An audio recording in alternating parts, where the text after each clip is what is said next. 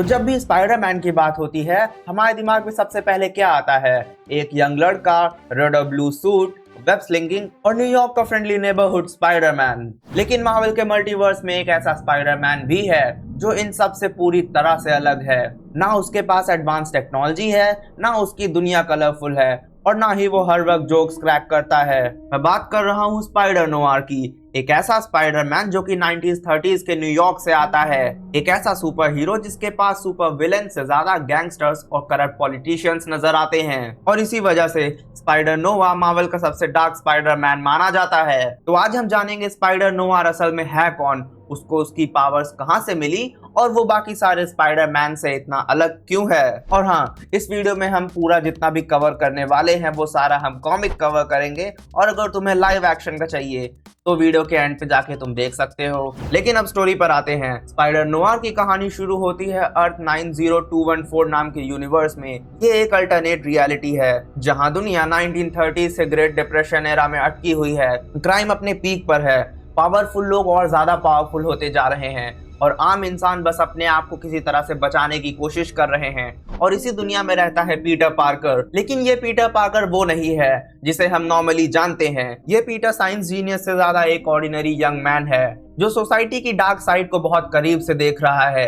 उसकी आन में सोशल जस्टिस के लिए लड़ती हैं और करप्शन के खिलाफ आवाज उठाती हैं। इसी वजह से पीटर बचपन से ही सही और गलत के बीच का फर्क बहुत अच्छे से समझने लगता है। एक दिन पीटर एक बहुत डेंजरस सिचुएशन में फंस जाता है। कुछ क्रिमिनल्स का पीछा करते हुए वो एक पुराने वेयर हाउस के अंदर पहुंचता है। वहां उससे एक अजीब सा आर्टिफैक्ट मिलता है, एक एंशिएंट स्पाइडर आइडल। जैसे ही पीटर उस आइडल के करीब जाता है एक पॉइजनस स्पाइडर उसे काट लेता है और यहीं से उसकी जिंदगी हमेशा के लिए बदल जाती है। अगली सुबह पीटर को महसूस होता है उसके अंदर कुछ अलग है। उसकी स्ट्रेंथ पहले से कई गुना ज्यादा हो चुकी होती है, रिफ्लेक्सेस सुपर ह्यूमन के लेवल के हो जाते हैं और वो दीवारों पर चल सकता है, यानी वो पावर्स जो हम स्पाइडरमैन के साथ एसोसिएट करते हैं। लेकिन स्पाइडर नोवार की पावर्स में एक सुपरनैचुरल फील भी है क्योंकि उनका सोर्स साइंटिफिक एक्सपेरिमेंट नहीं बल्कि एक मिस्टिकल स्पाइडर था। अब पावर्स मिलने के बाद पीटर के पास दो रास्ते बचते हैं, या तो वो नॉर्मल जिंदगी जीता रहे या फिर उन लोगों के लिए खड़ा हो जो रोज क्रिमिनल्स के हाथों सफर कर रहे हैं। और पीटर ने दूसरा रास्ता चुना।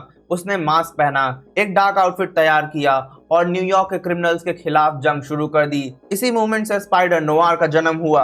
अब यहाँ से स्पाइडर नोवार और बाकी सारे स्पाइडरमैन के बीच के डिफरेंसेस शुरू हो जाते हैं। सबसे पहला डिफरेंस है उसकी पर्सनैलिटी। पीटर पार्कर को हम जनरली ऑप्टिमिस्टिक और चीयरफुल देखते हैं, जबकि स्पाइडर नोवार काफी ज्यादा सीरियस रहता है। उसकी दुनिया में प्रॉब्लम्स इतनी ज्यादा हैं कि जो उसके लिए उसके पास वक्त ही नहीं बचता।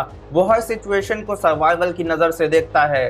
दूसरा डिफरेंस है उसकी setting. Traditional Spiderman modern New York में रहता है, स्पाइडर नोवा 1930s के न्यूयॉर्क में रहता है। इसका मतलब ना स्मार्टफोन्स, ना इंटरनेट, ना एडवांस गैजेट्स। अगर उसे किसी क्रिमिनल को पकड़ना होता है तो वो क्लूज ढूंढता है, उनको एक साथ अटैच करता है और एक डिटेक्टिव की तरह इन्वेस्टिगेट करता है। इसीलिए स्पाइडर नोवार की स्टोरी सुपर हीरो स्टोरीज से ज्यादा एक डिटेक्टिव नॉवल की तरह लगती है। तीसरा डिफरेंस है उसकी फाइटिंग स्टाइल।